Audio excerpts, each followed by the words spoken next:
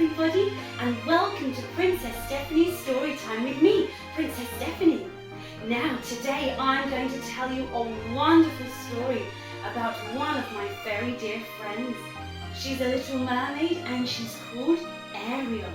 And I'm going to tell you all about her magical story. So get ready everybody and get nice and comfortable. Here is Ariel's story called The Little Mermaid. So, once upon a time, all the way under the sea, Ariel lived with all of her sisters and her father, the king, King Triton. Now, Ariel was very, very good at singing. So, they put on a music show and Ariel was due to sing. Now, that day, Ariel got a little bit distracted and she went exploring with her friend Flounder instead. And along the way, they found a very strange looking object. So, Ariel swam up to the shore and she took the object to her friend. Now, he said it was called a dingle hopper and you have to brush your hair with it. But he was wrong because it's a fork. And what do we do with a fork? That's right, we eat our dinner. Well, all of a sudden, Ariel had remembered where she was supposed to be and she knew she was going to be in big trouble. So she swam as fast as she could all the way back to her kingdom. Well, her father, King Triton, was very angry and he asked Sebastian, the crab, to keep a very close eye on Ariel and make sure that she didn't go up to the shore again. Well, that evening, Ariel was a little bit naughty because she could hear lots of noise, so she did swim back up to the shore. And there was a big boat and a party going on. And on the boat was a very handsome looking man called Prince Eric. Well, just then, a big bolt of lightning struck onto the boat and Prince Eric was flung into the sea. So Ariel swam as fast as she could and she rescued him and brought him back up to the shore. Well, Ariel thought how beautiful he looked and she started to sing to him. And just as he started to open up his eyes, Ariel jumped back into the sea so he wouldn't see her. Well, King Triton was so angry when he found out that Ariel had gone to the shore again. So he went into her room and he destroyed everything that Ariel had ever collected on her journeys. Well, Ariel was so sad.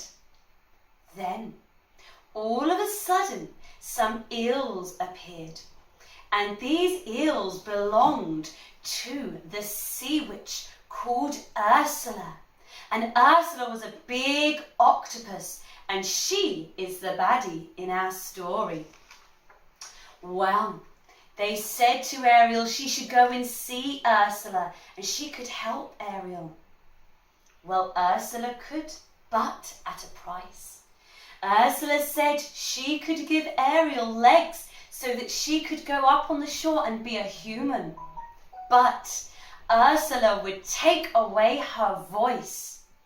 Now, if Prince Eric kissed Ariel by the time the sun sets on the third day, then Ariel could stay as a human forever. But if he did not, then Ariel would belong to Ursula forever. Well, Ariel agreed and she signed her name. So Ursula gave her legs and Ariel went to the shore and she met Prince Eric. Well, Prince Eric said, "You are very beautiful, but you can't be the person that saved me because you don't have a voice. And the person who saved me was singing." Well, Ariel tried to tell him that it was her, but it wasn't working without her voice. Prince Eric invited her to live with him in his castle. And over time, they became very good friends and became very close. And on the second day, they went out onto a boat. And just as Prince Eric was about to give Ariel a kiss, those naughty eels rocked the boat and ruined the moment. Well, Ursula the Sea Witch, she was starting to get worried, so she decided she needed to step in. So she transformed herself also into a human called Vanessa, and she wore a necklace around her neck. And in the necklace was Ariel's voice. So when Vanessa sung, Prince Eric was in a trance, and he thought that it was Vanessa that had saved him that time. Well, he was in love, and he asked Vanessa if he would marry her. Well, of course she agreed. Well, Ariel was so worried because otherwise she would belong to Ursula forever. So on the wedding day, Ariel swam as fast as she could out to the boat, and she jumped onto the boat, and then she got hold of the necklace and she smashed it onto the floor. And as she did, her voice came back to her and she said, "Prince Eric, don't marry her. It's really Ursula the Sea Witch." Well, just then, Vanessa turned herself back into a big octopus as Ursula. And she said, "Ariel, you're too late. The sun has set and you belong to me forever." Well, King Triton came as fast as he could to see if he could help. But just then, Prince Eric had an idea, and he went onto the boat and he drove the stern of the boat straight into Ursula's heart. Well, Ursula shriveled away and she was gone to the bottom of the ocean and never to be seen again. Well, King Triton could see how much Ariel wanted to be a human, so he granted her wish and he gave her legs forever so that she could live on the shore.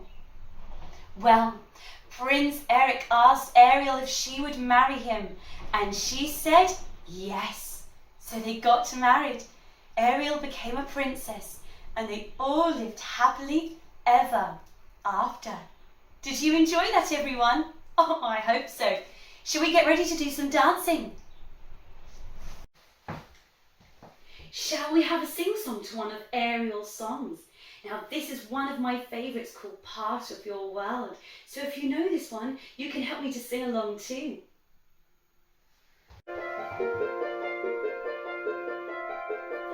Look at this stuff, isn't it neat? Wouldn't you think my collection's complete? Wouldn't you think I'm a girl who has everything? Look at this trove, treasures untold. How many wonders can one cavern hold? Looking around here you think, sure, she's got everything. I've got gadgets and gizmos aplenty. I've got who's its and what's its galore. Do you want thingamabobs? I've got 20. But who cares? It's no big deal. I want more.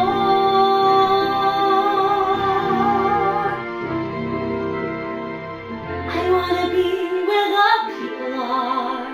I wanna see them dancing, walking around on those, what you call them? Oh, feet.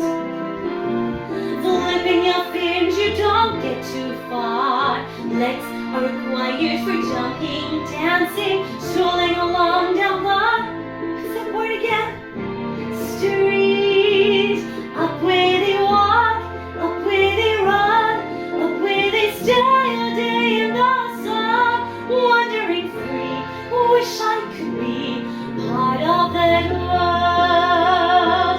What would I give if I could live out of these waters? What would I pay to spend a day warm on the sand?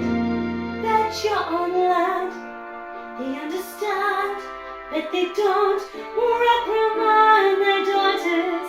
Bright young women, sick of swimming, ready to stand.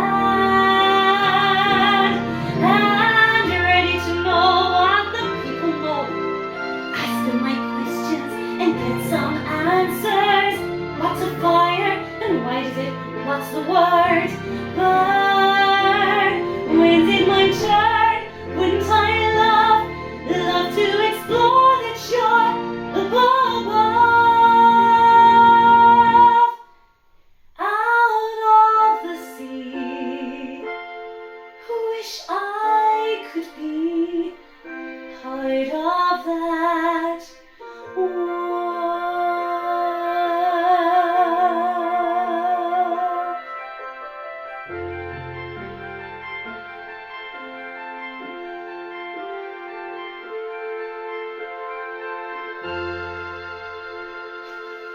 I hope you enjoyed our story all about Ariel and her adventures. I'll see you all again next time, everyone. Bye-bye.